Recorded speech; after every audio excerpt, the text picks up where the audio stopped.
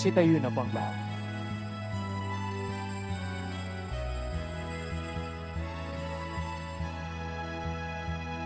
Papuri sa kaitaasan, siya'y papurihan, Diyos ng lahat. O papuri sa kaitaasan, siya'y papurihan, ngayon at magpakailanman.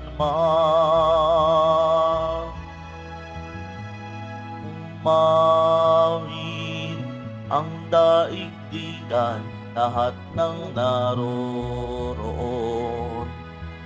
Umawit ang sangkatauhan, purihin ang Panginoon. Papuri sa kaitaasan, siya'y papurihan, Diyos ng lahat. O papuri sa kaitaasan, siya'y papurihan, ngayon at magpakailanman. Simulan po natin ang ating pagdiriwang sa ngalan ng Ama at ang Anak at ang Espiritu Santo. Amen. Ang pagpapala ng ating Panginoong Hesukristo, ang pag-ibig ng Diyos Ama at ang pakikipagkaisa ng Espiritu Santo naway sumainyong lahat. At sumaiyo rin. Mga kapatid kay Kristo at mga katiboto, sa araw na ito ay ating ginugunita si San Benito. Tayo pong lahat ay tinipon ng ating Nuestro Padre Jesus Nazareno bilang kaanib ng angka ng Diyos. Tinipon niya tayong lahat sapagkat mahal niya tayo. Kaya dumulog po tayo sa ating maawaing Panginoon na nagpapatawad ng lubos. Inaamin ko sa makapangyarihang Diyos At sa inyo mga kapatid, na lubha akong nagkasala sa isip, sa salita, sa gawa, at sa aking pagkukulang. Kaya isinasamo ko sa mahal na Birheng Maria, sa lahat ng mga anghel at mga banal, at sa inyo mga kapatid, na ako'y ipanalangin sa Panginoong ating Diyos. Kaawaan tayo ng makapangyarihang Diyos. Patawarin tayo sa ating mga kasalanan at patnubayan tayo sa buhay na walang hanggan. Amen. Panginoon, kaawaan mo kami. Panginoon, kaawaan mo kami. Kristo, kaawaan mo kami. Kristo, kaawaan mo kami. Panginoon, kaawaan mo kami. Panginoon, kaawaan mo kami. Manalangin tayo. Ama naming makapangyarihan, itinampok mo ang abad na si San Benito bilang dakilang tagapagturo sa mga nagpapakadalubhasa sa paglilingkod sa iyo. Tanging pag-ibig sa iyo ang amin nawang mapahalagahan para taluntunin naming maliksi at bigay na bigay ang landas ng pagsunod sa iyong kautusan sa pamamagitan ni Jesucristo kasama ng Espiritu Santo magpa sa walang hanggan. Amen. Magsiupo muna ang lahat. Pagbasa mula sa aklat ni Propeta Osias. Ito ang sinasabi ng Panginoon. Nang bata pa ang Israel, siya'y aking minahal na parang tunay na anak, at inilabas ko siya sa Ehipto. Ngunit habang siya'y tinatawag ko, lalo namang siyang lumalayo. Lagi na lamang siyang naghahandog sa mga Diyos-Diyosan at nagsusunog ng kamangyang sa kanilang mga Diyos-Diyosan. Ako ang nagturo kay Ephraim na lumakad, kinalong ko siya, subalit hindi nila alam na ako ang nangangalaga sa kanila. Pinatnubayan ko sila at buong pagmamalasakit at pagmamahal. Ang katulad ko'y isang nag-aalis ng busal sa kanilang bibig. At yumuko ako upang sila'y mapakain. Nagtatalo ang loob ko at nananaig sa aking puso ang malasakit at awa. Hindi ko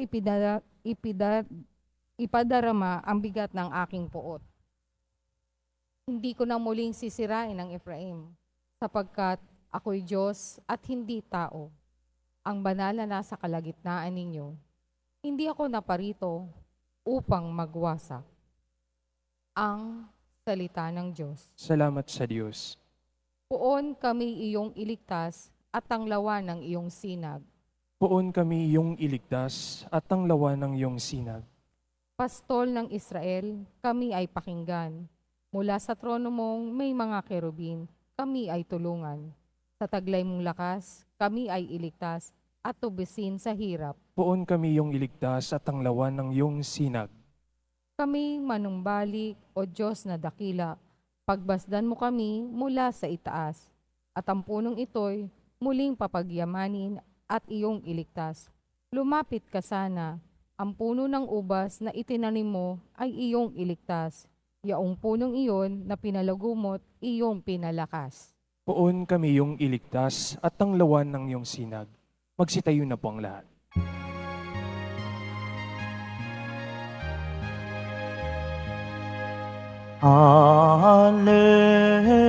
Alleluia, Alleluia, Alleluia, Alleluia.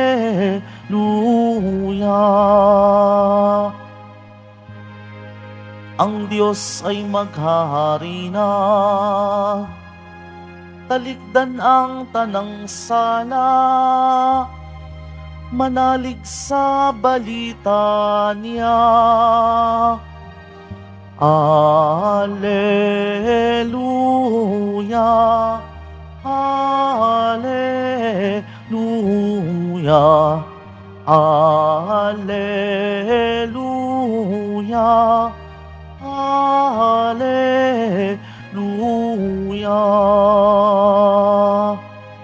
Sumainyo ang Panginoon. At sumaiyo rin. Ang mabuting balita ng Panginoon ayon kay San Mateo. Papuri sa iyo, Panginoon. Noong panahong iyon, sinabi ni Jesus sa kaniyang mga apostol, "Humayo kayo at ipangaral ninyo na malapit nang maghari ang Diyos. Pagalingin ninyo ang mga may sakit at buhayin ang mga patay. Pagalingin ninyo ang mga ketongin at palayasin ang mga demonyo. Yamang tumanggap kayo ng walang bayad, magbigay naman kayo ng walang bayad. Huwag kayong magdala ng salapi, maging ginto, pilak o tanso sa inyong mga lokbutan. Huwag din kayong magdala ng supot sa inyong paglalakbay, ni bihisan, pampalit na pangyapak o tungkod, sapagkat ang manggagawa ay may karapatan sa kaniyang ikabubuhay. At saan mang bayan o nayon kayo dumating, humanap kayo ng taong karapat-dapat pakituluyan at manatili kayo roon habang kayo'y nasa lugar na iyon. Pagpasok ninyo sa bahay, sabihin ninyo, maghari nawa ang kapayapaan sa bahay na ito. Kung karapat-dapat ang mga tao sa bahay na iyon, panatilihin ninyo sa kanila ang inyong bati. Ngunit kung hindi, bawiin ninyo ito. At kung ayaw kayong tanggapin o pakinggan sa isang tahanan o bayan, umalis kayo roon at ipagpag ang alikabok ng inyong mga paa. Sinasabi ko sa inyo na sa araw ng paghukom ay higit na mabigat ang ipaparusa sa mga taong bayang yaon kaysa hindi dinanas ng mga taga-Sodoma at mga Gomora.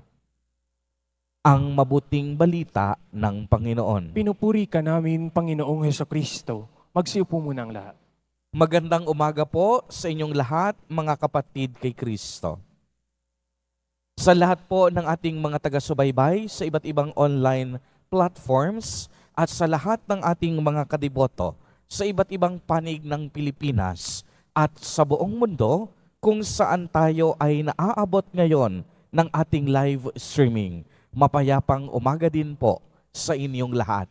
Purihin at dakilain natin ang ating Panginoon, ang mahal na poong Jesus Nazareno. Mga kapatid kay Kristo at mga kadiboto, malugod po namin kayong tinatanggap sa Basilica Minor at Pambansang Dambana ni Jesus Nazareno. Ang ebanghelyo po natin sa araw na ito ay tungkol sa pagsusugo ni Jesus Nazareno sa kaniyang mga alagad at apostol upang ipalaganap ang mabuting balita ng paghahari ng Diyos. Sila po ay inatasan ng ating Nuestro Padre, Jesus Nazareno, upang manalangin, upang dumami ang mga maisugong, gaganap at magiging manggagawa sa anihan o ubasan ng ating Panginoon. Sila ay sinabihan ni Jesus Nazareno na maglakbay, na maglakbay na walang anumang daladala, magtungo sa mga bayan, ipahayag ang kapayapaan, gumawa ng mga kababalaghan, pagalingin ang mga may sakit, ang mga ketongin, tanggapin ang presensya ng mga taong sa kanila ay tatanggap, at ipagpag ang alikabok sa mga taong hindi sila pakikinggan at hindi sila tatanggapin. Mga kapatid kay Kristo at mga kadiboto, sa araw na ito, tayo rin po hinahamon ng ating Panginoon na makibahagi at makipagtulungan sa gawaing pangkaligtasan ng Diyos. Hinahamon tayo na sa kahit maliit na paraan na ating makakaya, tayo ay makiisa sa misyon ni Jesus Nazareno. Nabanggit ko po kahapon sa aking homilya na ang Diyos ay ang pangunahing tumatawag, humihirang at pumipili sa atin. Ang Diyos ang siyang nagbibigay sa atin ng kapangyarihan upang magmisyon, at tayong lahat ay tumutugon lamang sa paanyayang ito ng ating Panginoon. Kaya nga masasabi natin na ang misyon galing sa Diyos. Ang misyon hindi galing sa tao. Bilang mga tao, tayo ay nakikibahagi lamang sa misyong pinasimulan ng ating Diyos. Ang Diyos ay ang bukal at ang pinagmumulan ng lahat ng misyon. At ang misyon na ito ay ang tinatawag nating mga gawaing pangkaligtasan ng Diyos. Mga gawain na kung saan idadala tayo sa isang buhay na ganap at kasiyasiya, isang gawain na magbibigay sa atin ng kaginawahan at kaligtasan. Kaya dalawang mahalagang punto sa araw na ito sa ating pagninilay. Una, lahat po tayo ay tinawag ng Diyos upang ipagpatuloy ang misyon ni Jesus Nazareno. Kung atin ngang babalikan sa Ebanghelyo, nagsugo na ang Diyos. Sinimulan na ng Diyos na magbigay ng kapangyarihan sa mga alagad at mga apostol upang kanilang maipagpatuloy kung ano na ang nasimulan ni Jesus Nazareno. By virtue of our baptism, we are all sharers of Christ's mission and ministry. Dapat ang buhay natin pagkatapos tayong binyagan sa tubig at Espiritu Santo, dapat ang ating buhay ay maging isang buhay na patotoo upang masalamin sa atin ang pag-ibig ni Jesus Nazareno. We are to live as Jesus lived.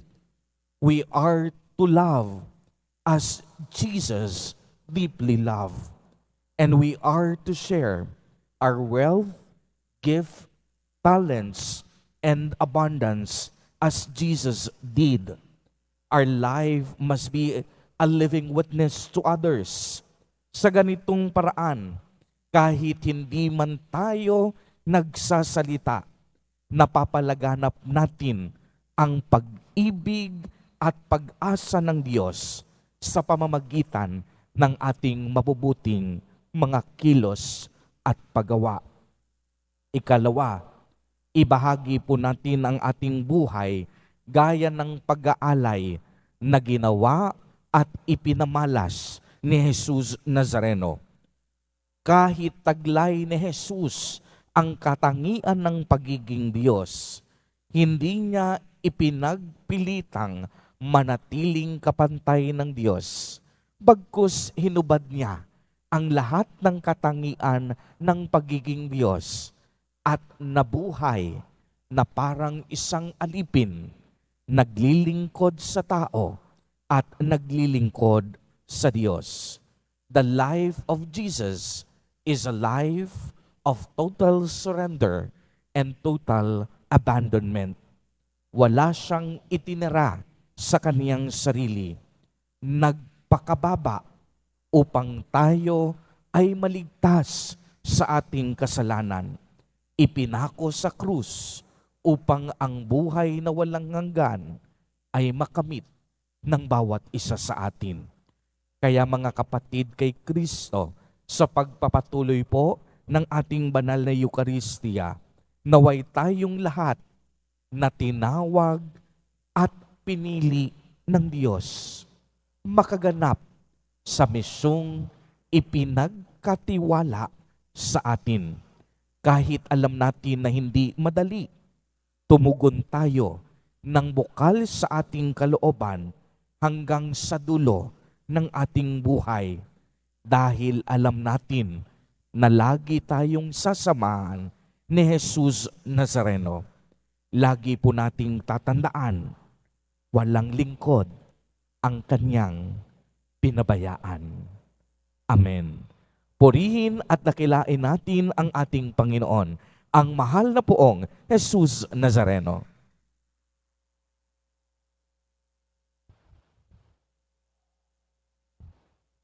Magsitayo na po ang lahat. Minamahal kong mga kapatid, tayo po ay kabahagi sa walang hanggang plano ng Diyos. Pinili ni Kristo ang bawat isa sa atin sa dahilan ng tanging siya lamang ang nakapabatid. Itaas natin ang ating mga panalangin sa Diyos na siyang nangangalaga sa atin. Sa bawat panalangin at kahilingan, ang atin pong itutugon, mapagbigay na Diyos, pakinggan mo kami. Mapagbigay na Diyos, pakinggan mo kami. Ang simbahan naway patuloy na mag-anyaya at magsugo ng marami pang misyonero upang ipahayag ang kaligtasan ng Diyos. Manalangin tayo. Mapagbigay na Diyos, pakinggan mo kami. Ang mga taong nalilito o kulang sa paggalang sa sarili, naway maunawaan ang plano ng Diyos para sa kanila. Manalangin tayo. Mapagbigay na Diyos, pakinggan mo kami. Yaong mga tumatanggi sa mga tagapagpadala ng mensahe ng Diyos at sa katotohanang kanilang taglay, naway makadama ng habag ng Diyos. Manalangin tayo. Mapagbigay na Diyos, pakinggan mo kami. Yaong may lubhang karamdaman, naway tanggapin ng bukas loob ang sakramento ng pagpapagaling at pakikipagkasundo. Manalangin tayo. Mapagbigay na Diyos, pakinggan mo kami. Ang mga tapat na namayapa, naway makapiling ni Kristo sa huling hantungan ng kalwalatian ng kanyang paghahari. Manalangin tayo. Mapagbigay na Diyos, pakinggan mo kami. Isama po natin sa ating mga panalangin sa mga sandaling ito ang mga kapatid at katiboto natin na nagdiriwang ng kanilang kaarawan sa araw na ito. Ang mga mag-asawa na nagdiriwang ng anibersaryo ng kanilang mga kasal, ang mga kapamilya at kamag-anak natin na may sakit at may malubhang karamdaman, gayon din ang mga pamilyang nagugutom at walang makain, naway ingatan, patnubayan at basbasan silang lagi ni Jesus Nazareno. Manalangin tayo. Mapagbigay na Diyos, pakinggan mo kami. Ama ng aming Panginoong Hesukristo, inampon mo kami bilang iyong mga anak. Tulungan mo kaming pahalagahan ang maraming biyayang ito habang itinataas namin sa iyo ang aming panalangin sa pamamagitan ni Kristo na aming Panginoon. Amen. Magsiupo muna ang lahat.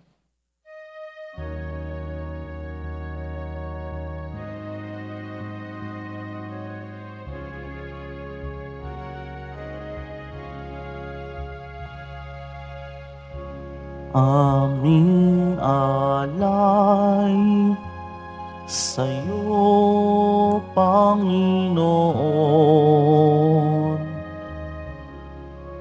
Ang tinapay at alak na iyong kaloob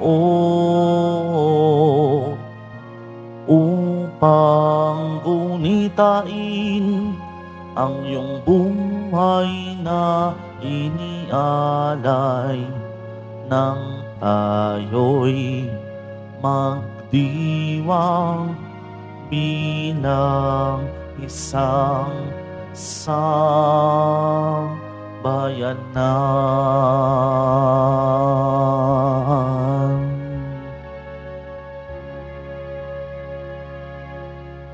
Magsitayo na po ang lahat. Manalangin kayo mga kapatid upang ang paghahain natin ay kalugdan ng Diyos amang makapangyarihan. Tanggapin nawa ng Panginoon itong paghahain sa iyong mga kamay, sa kapurihan at karangalan sa ating kapakinabangan at sa buong sambayanan niyang banal. Ama naming lumikha, sa paghahain namin ngayong gunuginita si San Benito, tunghayan mo po ang aming mga alay at ipagkaloob mo na matularan namin ang kaniyang mga halimbawa sa pagdulog sa iyo upang kami pagindapating magkamit ng iyong mga kaloob ng pagkakaisa at pagkakasundo sa paglilingkod namin sa iyo sa pamamagitan ni Hesukristo kasama ng Espiritu Santo magpa sa walang hanggan. Amen. Sumainyo ang Panginoon. At sumaiyo rin, Itaas sa Diyos ang inyong puso at diwa. itinaas na namin sa Panginoon. Pasalamatan natin ang Panginoong ating Diyos. Marapat na siya ay pasalamatan. Ama naming makapangyarihan, tunay ngang marapat na ikaw ay aming pasalamatan. Ngayong ikinagagalak naming may mga banal na tao na nagtalaga ng sarili sa anak mong si Hesukristo upang ipamalas nila ang paghahari mo at maakit ang kapwa na manalig sa iyo. Ngayon sa amin ibinibigay ng iyong anak na minamahal, ang kabanalang iyong taglay at hangad mong kamtin ng tanan. Ito ang pinanggagalingang aming ngayong nililingon. Dito mo rin nais na kami makarating at humantong, kaya kaisa ng mga anghel na nagsisiawit ng papuri sa iyo nang walang humpay sa kalangitan, kami nagbubunyi sa iyong kadakilaan. Santo, Santo, Santo, Panginoong Diyos ng mga hukbo, napupuno ang langit at lupa ng kadakilaan mo, o sana sa kaitaasan. Pinagpala ang naparirito sa ngalan ng Panginoon, o sana sa kaitaasan. Magsilhod po ang lahat. Ama naming banal, ikaw ang bukal ng tanang kabanalan. Kaya't sa pamamagitan ng iyong Espiritu, ay gawin mo pong banal ang mga kaloob na ito upang para sa amin ay maging katawan at dugo ng aming Panginoong Hesukristo. Bago niya pinagtiisang kusang loob na maging handog, hinawakan niya ang tinapay, pinasalamatan kaniya, pinagati-hati niya iyon, iniabot sa kaniyang mga alagad at sinabi, tanggapin ninyong lahat ito at kanin. Ito ang aking katawan na ihahandog para sa inyo.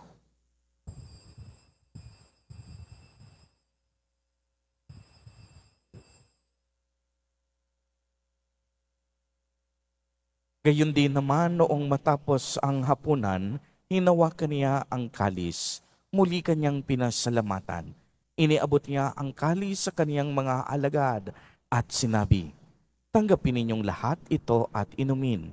Ito ang kalis ng aking dugo, ng bago at walang hanggang tipan, ang aking dugo na ibubuhos para sa inyo at para sa lahat sa ikapagpapatawad ng mga kasalanan. Gawin ninyo ito sa pag-alaala sa akin.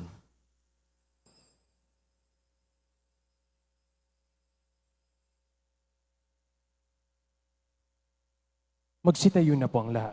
Ang misteryo ng pananampalataya. Si Kristo'y namatay, si Kristo'y nabuhay, si Kristo'y babalik sa wakas ng panahon.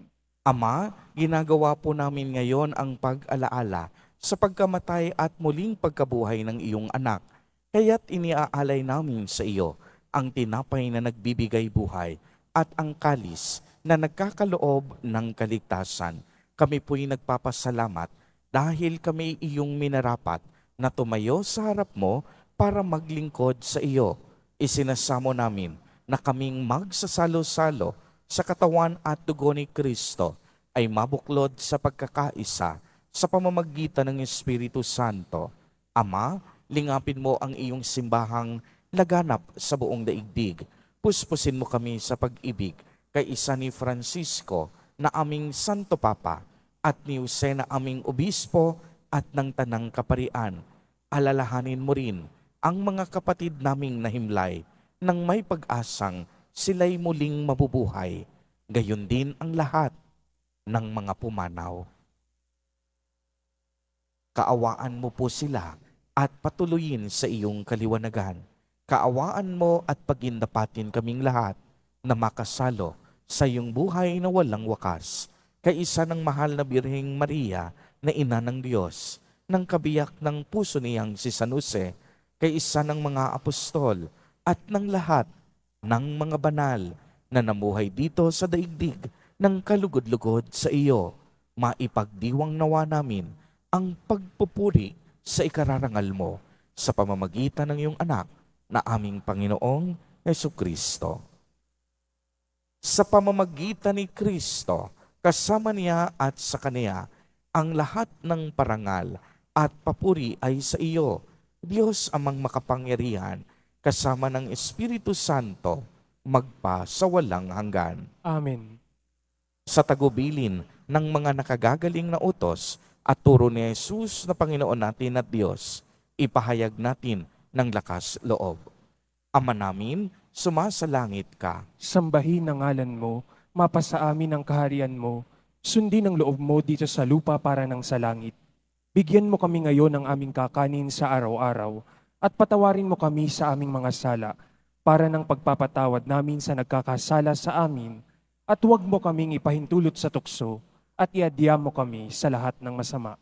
Hinihiling namin na kami iadya sa lahat ng masama, pagkalooban ng kapayapaan araw-araw, iligtas sa kasalanan at ilayo sa lahat ng kapahamakan, samantalang aming pinananabikan ang dakilang araw ng pagpapahayag ng tagapagligtas naming si Heso Kristo. Sapagkat iyo ang kaharian at ang kapangyarihan at ang kapurihan magpakailanman. Amen. Panginoong Hesukristo, sinabi mo sa iyong mga apostol, kapayapaan ang iniiwan ko sa inyo, ang aking kapayapaan ang ibinibigay ko sa inyo. Tunghayan mo ang aming pananampalataya at huwag ang aming pagkakasala. Pagkalooban mo po kami ng kapayapaan at pagkakaisa ayon sa iyong kalooban, kasama ng Espiritu Santo, magpa sa walang hanggan. Amen. Ang kapayapaan ng Panginoon ay laging sumainyo. At sumaiyo rin. Magbigayan po tayo ng kapayapaan sa isa't isa. Kordero ng Diyos, na nag-aalis ng mga kasalanan ng sanlibutan, maawa ka sa amin. Kordero ng Diyos na nag-aalis ng mga kasalanan ng sanlibutan, maawa ka sa amin. Kordero ng Diyos na nag-aalis ng mga kasalanan ng sanlibutan, ipagkaloob mo sa amin ang kapayapaan. Magsilhod po ang lahat.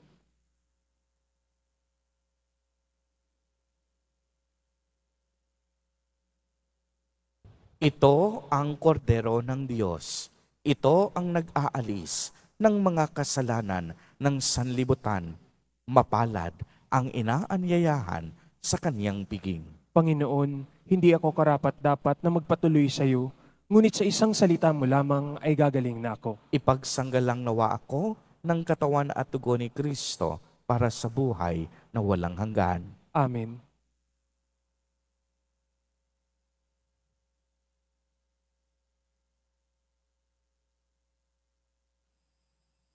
Para sa lahat ng tatanggap ng banal na komunyon, sasagot po tayo ng aming pagkasabi ng pari o ng lay minister ng katawan ni Kristo at isubo agad sa bibig bago umalis sa harapan ng pari o lay minister. Sumunod po tayo.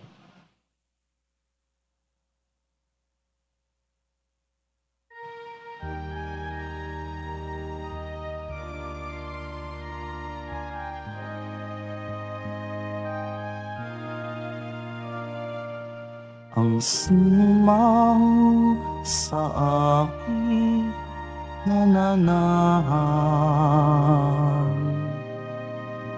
mananahan di. Magsitayo po ang lahat.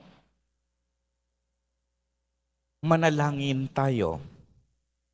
Ama naming mapagmahal, ngayong aming napagsaluhan, ang haing nagbibigay buhay, aming hinihiling na maganap namin ang itinuturo ni San Benito para sa matapat na paglilingkod sa iyong gawain at sa pagmamahalan sa isa't isa bilang magkakapatid sa pamamagitan ni Hesukristo kasama ng Espiritu Santo magpa sa walang hanggan. Amen.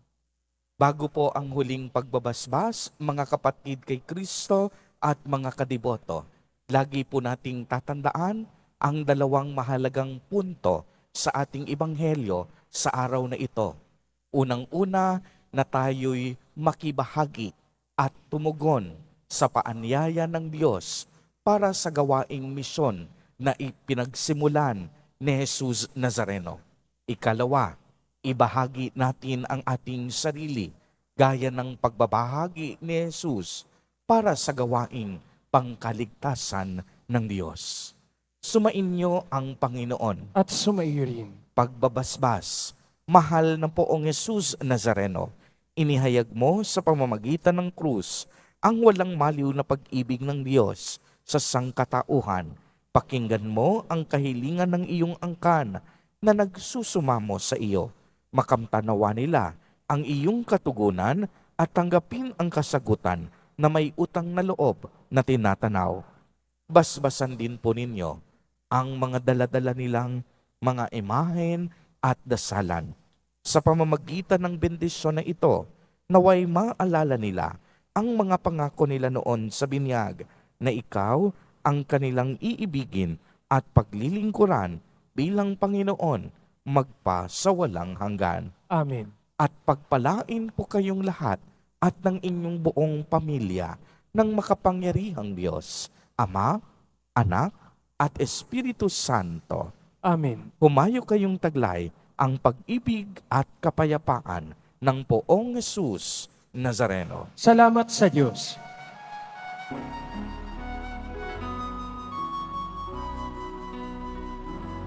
Nuestro Padre Jesus Nazareno, sinasamba ka namin. Pinipintuho ka namin, aral mo ang aming buhay at kaligtasan. Nuestro Padre Jesus Nazareno, iligtas mo kami sa kasalanan. Ang krus mong kinamatayan ay sagisag ng aming kaligtasan. Nuestro Padre Jesus Nazareno, dinarangal ka namin. Nuestro Padre Jesus Nazareno, nilulwalhati ka namin. Nuestro Padre Jesus Nazareno, dinarangal ka namin. Nuestro Padre Jesus Nazareno, nilulwalhati ka namin.